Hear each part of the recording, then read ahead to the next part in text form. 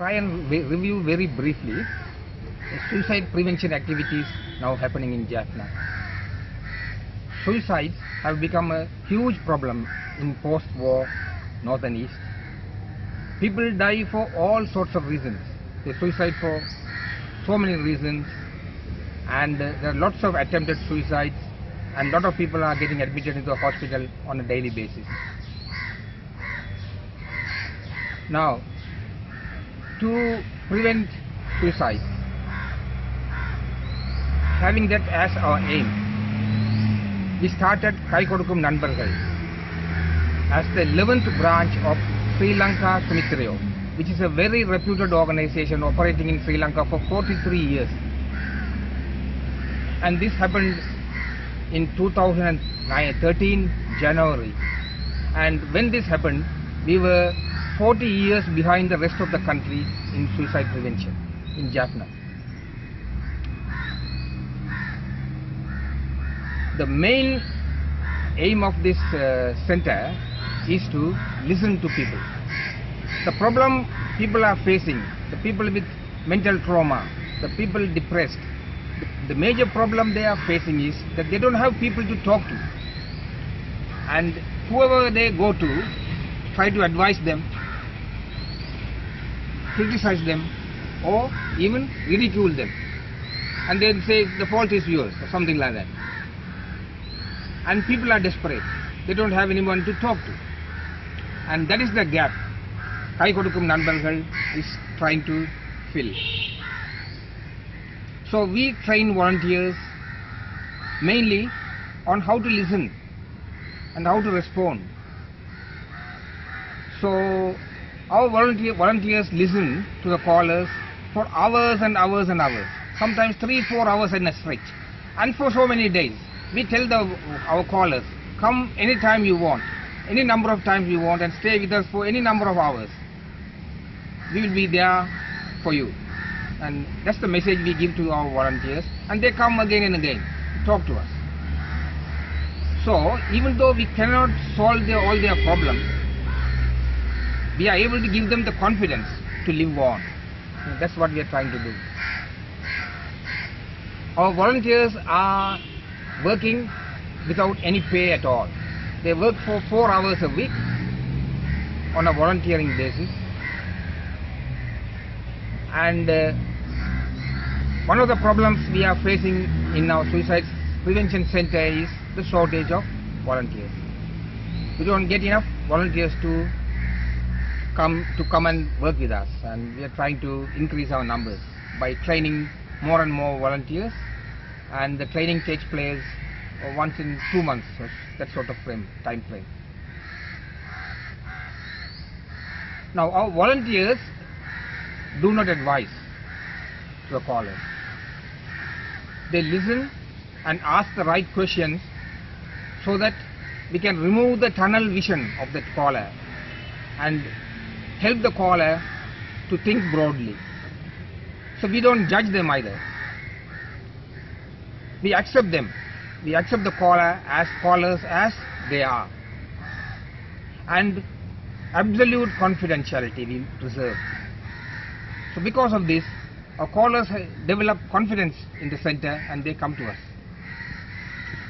However, one of the major problems is that people out in the area, in the country, in the region, they don't know about the existence of our services. That's one problem.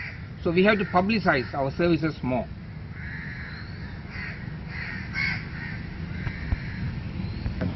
Right now, about 150 people come to us or call us every month.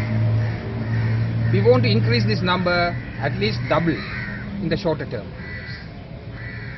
For that, we need to have a strong awareness campaign into the community, and we are going to do that. And also, people ask, why are people suiciding? They suicide for all sorts of reasons. From relationships, problems, poverty, through unable to pay the loan, leasing, health, and also depression is one of the major causes. And all sorts of reasons. People But they don't do suicide all of a sudden.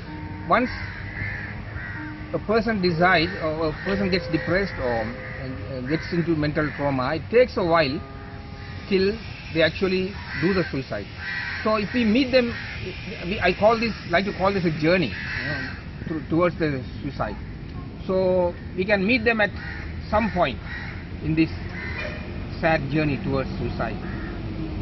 Once we do that and we start talking to them, we can turn them around.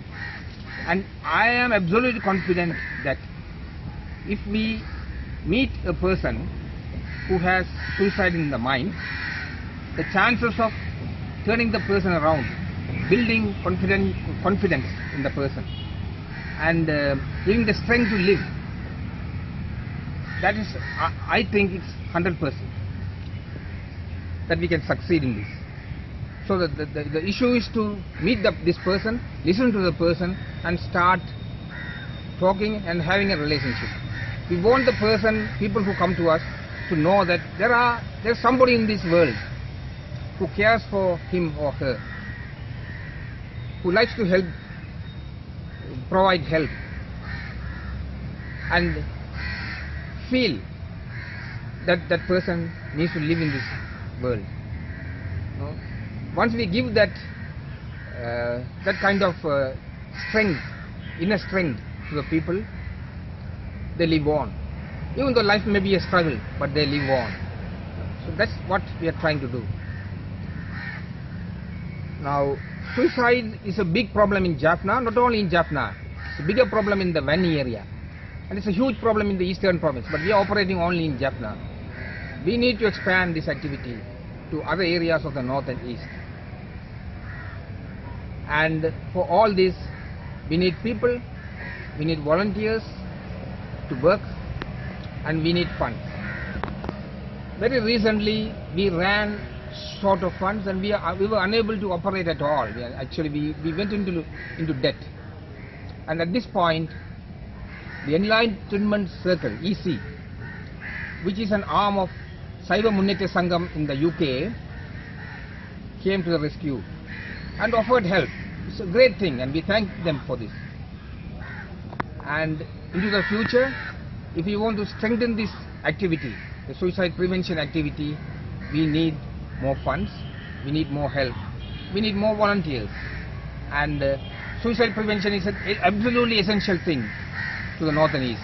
We lost people due to the war, and now we are losing lots and lots of people because of suicides. We cannot stop suicide prevention. It has to go on. It has to go on until whatever time is needed. It will be needed forever. And the suicide prevention has to go on. We have been late to start suicide prevention activities by 40 years. We have been behind the rest of the country by 40 years.